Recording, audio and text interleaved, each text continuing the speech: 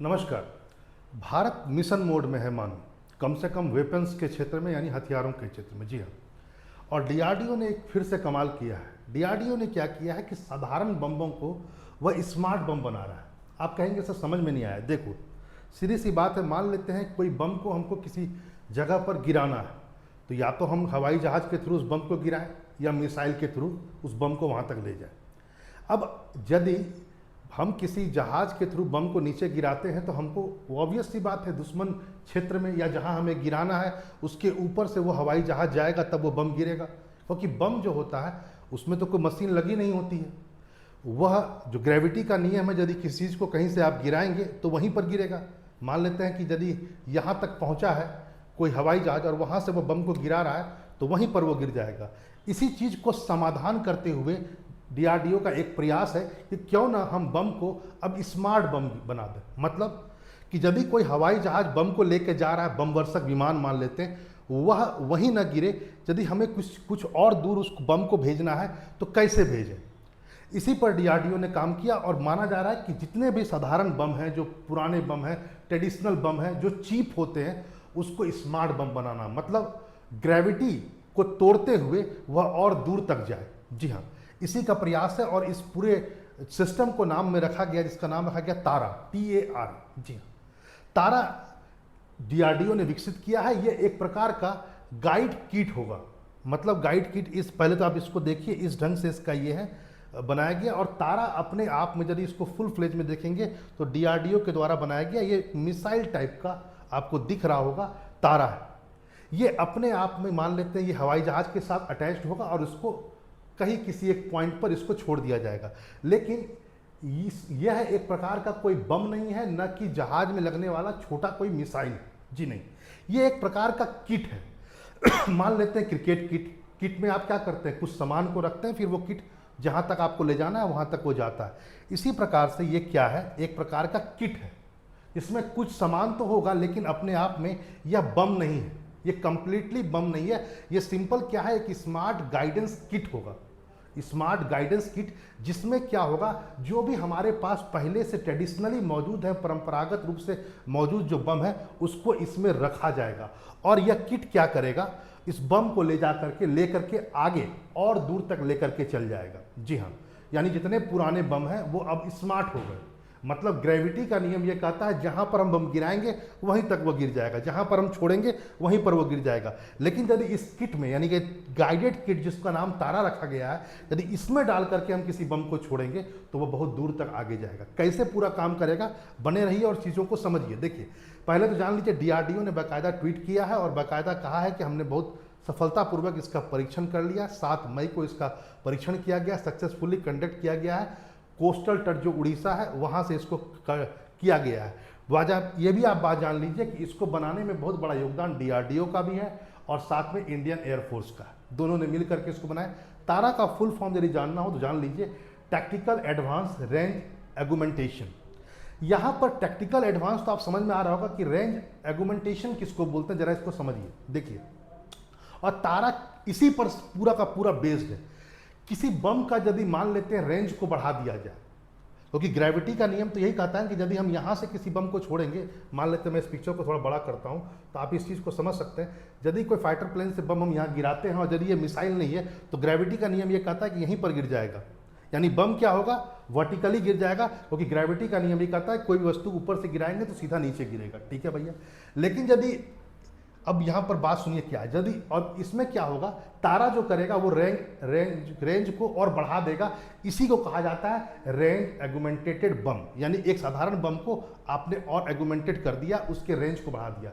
इसमें क्या होगा, ये तारा है, एक किट है, एक कॉकपिट मान लेते हैं किट, इसमें इस बम को रखा जाएगा।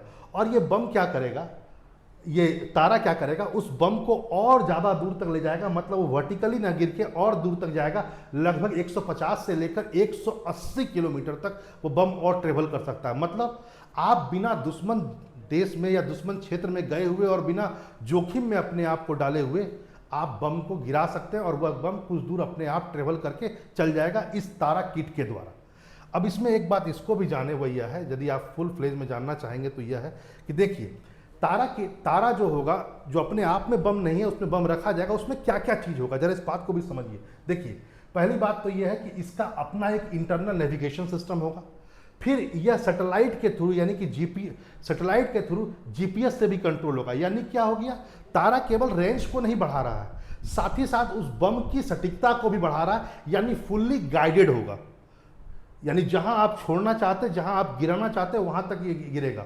और साथ ही साथ इसमें एक अच्छा लगा हुआ ईओ भी होगा, जिसको कहा जा रहा है इलेक्ट्रो ऑप्टिकल सेंसर्स, ये भी लगा होगा। और साथ ही साथ इसमें कैमरा भी होगा, ठीक है। लेकिन क्या नहीं होगा, जरा इसको भी समझिए, वह यह होगा कि इसमें इसका कोई इंजन नहीं होगा। ये नहीं है कि मिसाइल की तरह, जैसे मिसाइल में एक बूस्टर होता है, फिर सॉलिड फ्यूल, लिक्विड फ्यूल, इस पर यह काम नहीं करेगा। तब तो ये बहुत कॉस्टली हो जाएगा, तब तो आप बम एगुमेंटेशन नहीं कह सकते हैं इसको। इसमें इतना मैकेनिज्म नहीं है। सिंपल ये है कि तारा जो किट होगा वो बेसिकली उसमें एक फोल्डिंग गाइडेड विंग होगा लगा हुआ। इस बात को समझिए, फोल्डिंग गाइडेड विंग होगा, यानी कि एक तरह से पंख लगे हुए होंगे। और साथ ही साथ एक इसमें यह भी कहा गया है कि कंट्रोल फिन भी होगा। मतलब एक तरह से कहा जाए कि हवा में उड़ता हुआ, जैसे कोई हवाई जहाज है, उसके पंख होते हैं, तो उसमें इंजन को छोड़ दिया जाए, पंख लगा हुआ होगा। मतलब इस जो किट होगा, इसमें पंख लगा हुआ होगा, अच्छा क्वालिटी का और बहुत अच्छा मैकेनिज्म के द्वारा, जो क्या करेगा, जब आप बहुत तेजी से, क्योंकि हवाई जहाज से जब उसको छोड़ा जाएगा तो वो उसमें काइनेटिक एनर्जी होगा ही, और उस काइनेटिक एनर्जी में जब उस किट को छोड़ा जाएगा तारा को, तो वह अपने केवल कंट्रोल फिन और फोल्डिंग गाइडेड विंग के थ्रू वह बहुत आगे तक ट्रेवल कर सकता है, लगभग 150 से 180।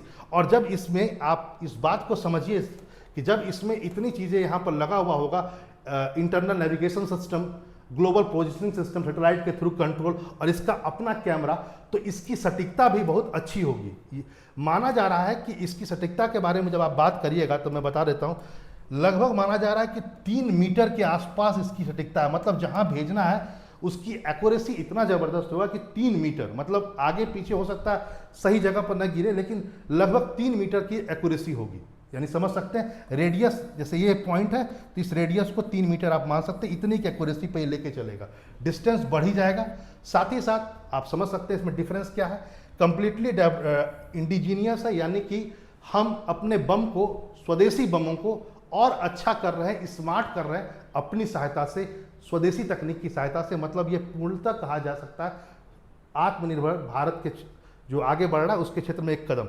यहाँ पर इस बात को भी जानिए कि कितने किलोग्राम तक के बम को ले जा सकता है। तो माना जा रहा है कि ये 250 से लेकर 500 किलोग्राम तक के बम को ले जा सकता है। मतलब सिंपल है, भारत जो है वह अब ट्रेडिशनल जो उसका बम है उसको वो स्मार्ट बम में बदल रहा है। आप कहेंगे सर इसको किन किन चीज़ों से छोड़ा जा सकता है, तो देखिए यहाँ पर बोला जा रहा है कि चाहे वो सुखोई हो हमारे पास, या हमारा अपना जो तेजस जो बन रहा है उससे, या जगुआर से, इन सब से भी छोड़ा जा सकता है इसको। मतलब इसके लिए कोई नया प्लेटफॉर्म की जरूरत नहीं है। कुल मायने में कहा जाए तो चीप भी होगा और साथ ही साथ यह बहुत कारगर भी होगा। यहाँ पर इस बात को भी आज आप जानें कि यदि हम कुछ लोग इसको इजराइल में जो विकसित है स्पाइस, जिसने क्या किया है, इसी प्रकार का वह भी किट है, और उसने क्या किया, अपने साधारण बमों को स्मार्ट बम में तब्दील किया है इसी स्पाइस के द्वारा। माना जा रहा है, कुछ लोग कहते हैं कि भारत का स्पाइस होगा, तारा जो होगा वो भारत का स्पाइस होगा, क्योंकि लगभग स्पाइस जो है वो इसी टेक्नोलॉजी पर है। और ऐसा नहीं कि भारत ने जो तारा बनाया है वो अपने आप में यूनिक हो, विश्व में कहीं नहीं हो। जैसा कि मैंने आपसे कहा, इजराइल के पास है, अमेरिका के पास भी तकनीक है। देखिए, इस बात को समझिए कि ईरान युद्ध के बाद से लेकर के लोगों में ये बहुत सारी बातें हो रही है कि युद्ध बहुत ज़्यादा दिनों तक यदि आप टालना हो तो इसके लिए युद्ध का चीप होना बहुत जरूरी है, सस्ता होना बहुत जरूरी है। और ईरान ने इस बात को दिखा दिया। अमेरिका के पास इतनी ताकत और इतना रिसर्च वर्क और इतना टेक्निकली साउंड होने के बाद भी उससे बहुत दिक्कतों का सामना करना पड़ रहा है। इसका पीछे बहुत बड़ा रीज़न क्या है, ईरान के पास जो भी चीज़ें हैं वो बहुत सस्ती और अमेरिका के पास बहुत महंगी है। तो भारत ने भी इस बात को समझा और भारत ने भी अपना एक, कहा जाए, स्वदेशी स्पाइस को विकसित कर लिया है। बहुत कारगर साबित होगा। जैसे मान लेते हैं, चाहे वह दुश्मन के बंकर हो या वायु रक्षा प्रणाली हो, जैसे मान लेते हैं किसी देश के पास में डिफेंस सिस्टम है, वह कमान केंद्र हो या रडार स्टेशन हो, पुल हो, इन सबको ध्वस्त करने में यह बहुत बड़ा योगदान देगा।